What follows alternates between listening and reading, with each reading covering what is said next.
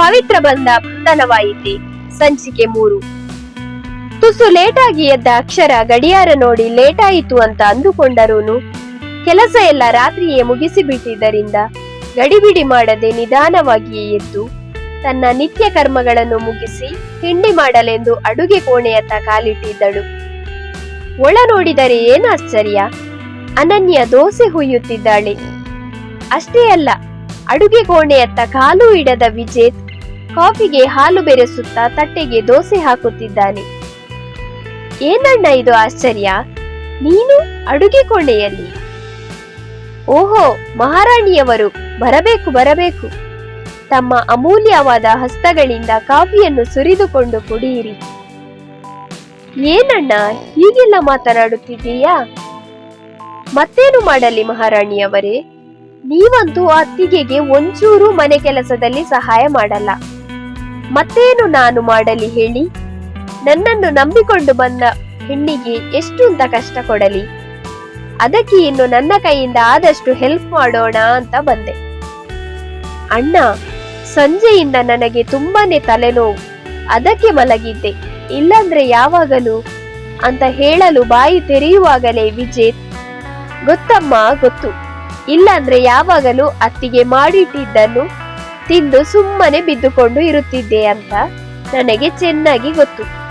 ದುಡಿದು ತರುತ್ತೇನೆ ಅನ್ನುವ ದಿಮಾಕು ಅಲ್ವಾ ಅಂತ ಅವನು ಹೇಳಿದಾಗ ಮಧ್ಯೆ ಬಂದ ಅನನ್ಯ, ಇರಲಿ ಬಿಡ್ರಿ, ಅವಳಾದ್ರೂ ಎಷ್ಟು ಅಂತ ದುಡಿತಾಳೆ ಹೇಳಿ? ಮನೆಯೊಳಗೂ ಮನೆಯ ಹೊರಗೂ ದುಡಿಯೋದು ಅಂದ್ರೆ ಸುಲಭದ ವಿಚಾರನ ಹೇಳಿ? ಹೇಗೂ ನಾನು ಮನೆಯಲ್ಲಿ ಸುಮ್ಮನೆ ಕೂತಿರ್ತೀನಲ್ಲ, ನಾನು ಮಾಡ್ಕೋತೀನಿ ಬಿಡಿ ಅಂತ ಹೇಳಿದಾಗ ಇದೆಲ್ಲವೂ ಅತ್ತಿಗೆ ಅನನ್ಯಳದ್ದೇ ಮಸಲತ್ತು ಅಂತ ಅವಳಿಗೆ ಗೊತ್ತಾಗಿ ಹೋಗಿತ್ತು. ಮತ್ತೆ ಅವಳು ಏನೂ ಮಾತನಾಡಲು ಹೋಗಲೇ ಇಲ್ಲ. ತಾನು ಇವಾಗ ಏನೇ ಹೇಳಿದರೂ ಅಣ್ಣ ನಂಬುವ ಸ್ಥಿತಿಯಲ್ಲಿ ಇಲ್ಲ ಎಂದು ಅವಳಿಗೆ ತಿಳಿದು ಹೋಗಿತ್ತು. ಮೊದಲೇ ಅವನು ತಂಗಿಯ ಜೊತೆಗೆ ಅಷ್ಟಕ್ಕಷ್ಟೇ, ಇನ್ನು ಹೆಂಡತಿ ಬಂದ ಮೇಲೆ ಅಂತೂ ಅವಳ ಬಾಲವೇ ಆಗಿ ಹೋಗಿದ್ದಾನೆ. ಇಂತಹ ಪರಿಸ್ಥಿತಿಯಲ್ಲಿ ತಂಗಿಯ ಮಾತಿಗೆ ಬೆಲೆ ಸಿಗುವುದೆಲ್ಲಿ?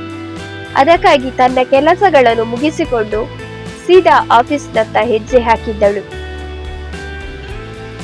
ಅನನ್ಯ ಹೇಳದೆ ಕೇಳದೆ ಮದುವೆಯಾದಳು ಅನ್ನುವ ಕಾರಣಕ್ಕಾಗಿ ಅವಳನ್ನು ಮನೆಗೆ ಸೇರಿಸದೇ ಇದ್ದವರಿಗೆ ಮನೆ ಮಗಳನ್ನು ಹೆಚ್ಚು ಸಮಯ ದೂರವಿಡಲು ಸಾಧ್ಯವಾಗಲಿಲ್ಲ.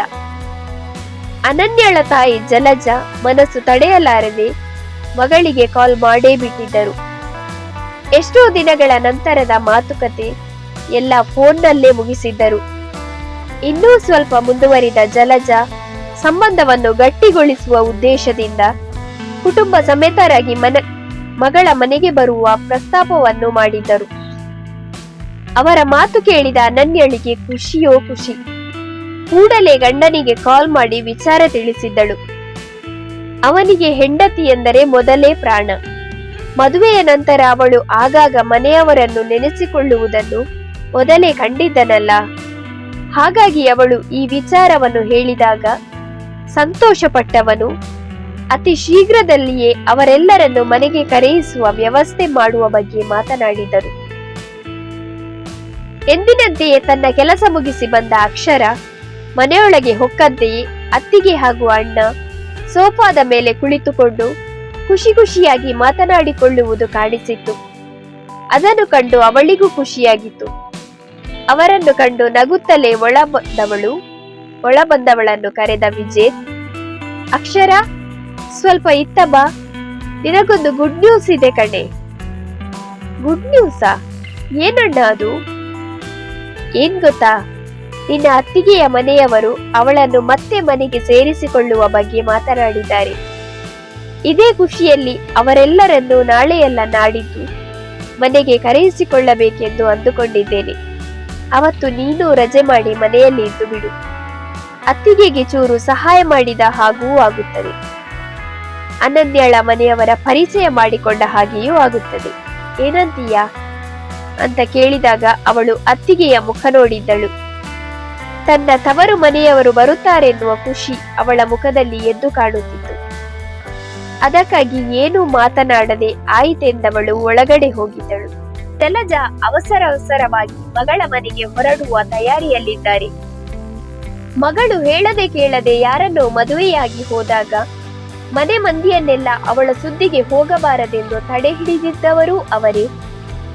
ಇವಾಗ ಮಗಳ ಜೊತೆಗೆ ಮಾತನಾಡಿ ಎಲ್ಲನೂ ಸರಿಪಡಿಸಿಕೊಂಡು ಅವಳ ಮನೆಗೆ ಎಲ್ಲರನ್ನೂ ಹೊರಡಿಸುತ್ತಿರುವವರು ಅವರೇ. ವಿಶೇಷ ಏನೆಂದರೆ 3 ಜನ ಗಂಡಸರು ಇರುವ ಮನೆಯಲ್ಲಿ ಏಕ ಸಂಖ್ಯೆಯ ಜಲಜರದ್ದೇ ಕಾರುಬಾರು.